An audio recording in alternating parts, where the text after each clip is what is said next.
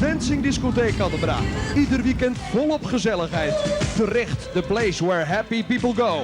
Catebra, voor te gek uitgaan. Wij is er net terug deze dwarren naar binnen gaan. Er komt een eind aan de Catebra-tijd. De discotheek en het terrein binnen verkocht. Wij zeggen waarom met de jedere DJ en bedrijfsleider Auke Veenstra. We hebben een voorbeeldfunctie voor de lietsere discotheken om ons heen. Die gaan naar Catebra om te zien hoe het weer die. Dat is een ding wat zeker is. Want we rennen voorop met licht en met geluid en met acts en met nou, ik neem maar wat. Ik was een van de eerste discjockeys die met videoclips begon. Dus ik nam mezelf met een camera op en dan deed ik dubbelpresentatie met mijn broer. Maar dat wie ik zelf die ik van tevoren opnam. Dat deed ik elke week. En dan wie dat DJ Bouke en DJ Auke. En dat wie op een gegeven moment samenbegrip dat het zelfs in vakantieperiode stuurden ze kaarten naar Catebra aan DJ Auke en aan DJ Bouke. Ik ben Annelies. Ik ben Selma. En ik ben Margriet. En dit is Ellen. En Evelien. Dit zijn de meisjes die in 1989 Dancing Catebra gaan vertegenwoordigen. Overal waar wat te beleven valt. Catebra zoekt je op deze zomer. Nog regelmatig wil ik op straat aanhouden voor mensen die vroeger altijd op stap kwamen in Catebra. En zeker de jaren 80, jaren 90. Ja, wie het vretenjongen, zaterjongen, snijdenjongen, de ontmoetingsplek voor de jongeren en de ouderen.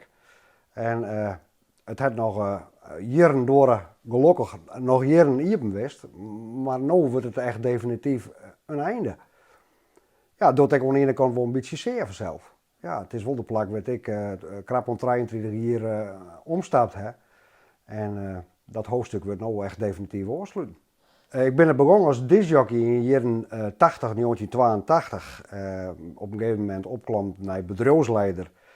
Begin de jaren 90 mede-eigenaar worden. 2001 verkocht.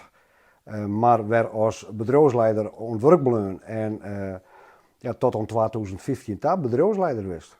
Ja. Dus het had eigenlijk meer dan 30 jaar een groot onderdeel van je leven geweest. Het wie meer leven, ja. Catebra. De meesten die zo'n beetje komen is de oude Catebra. Ja, dat is logisch. De hechtepunten van Catebra zijn toch wel de optredens van de duizenden artiesten die we gewoon hebben. Binnenlandse, buitenlandse artiesten. Hechtepunt van mezelf weet toch wel dat ik als eerste de Backstreet Boys in Nederland helle. Nou ja, dat weer wel een unicum. Nou, hier is juist nog een stukje van een band. En achter de draaitafel. We hebben heel mooi, we hebben een mengtafel. Dat weer dezelfde mengtafel als Radio Luxemburg. Dat weer in die tijd weer dat uniek.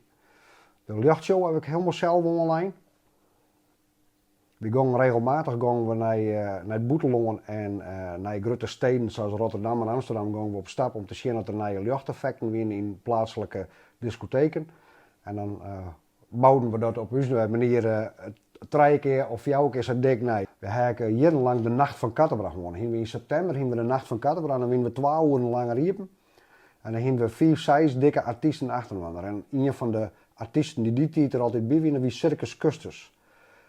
Verliefd wie de grootste hit van Circus Custus. Het is de Dolly Dots. Welke jaar wie dit ongeveer? Ik denk 83, 84, die tijd. Misschien iets later. Joop en ik, de beide DJ's. Joop weer de DJ toen ik ontwerp kwam. Topartiesten dus, uit de hele wereld. Ja, van Boney M, de Platters, Pussycat. Dat hebben we toen de eind jaren 70 heel populair en begin jaren 80 in Catebra hebben we Pussycat begonnen. George Baker Selection, Lee Towers, BZN, de havenzangers regelmatig bij ons. Dat zijn de nationale artiesten, maar ook internationaal. Letterlijk, zoals ik zei, de Platters, Boney M. Salt and Pepper, de Backstreet Boys, ja, neem maar op. Van alles hebben we over de vlier gehad.